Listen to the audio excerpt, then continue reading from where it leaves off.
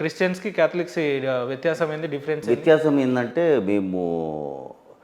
మీరు ఎలా అయితే విగ్రహ ఆరాధనలు చేస్తారో, పూజలు చేస్తారో, పురస్కారాలు చేస్తారో అది మేము పాటిస్తాము.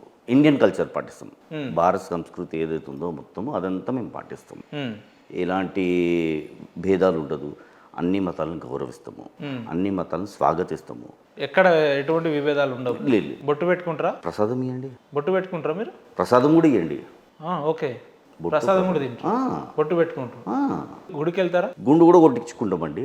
అన్న విచిత్రంగా ఉంది ఇది. గుండు కూడా కొట్టించుకుంటాము, మేము అర్పించుకుంటాము.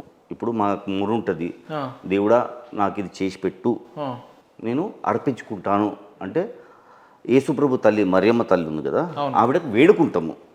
ఆవిడ యేసుప్రభు తల్లి ఆవిడ.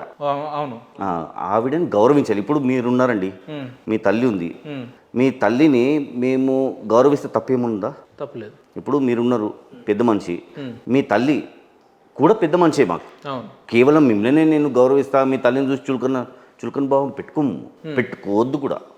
ఆవిడ కూడా 9 మాసాలు మోసి కన్నది యేసుప్రభుని, అవునా కదా? ఓకే, పక్కకు జరిపియద్దు.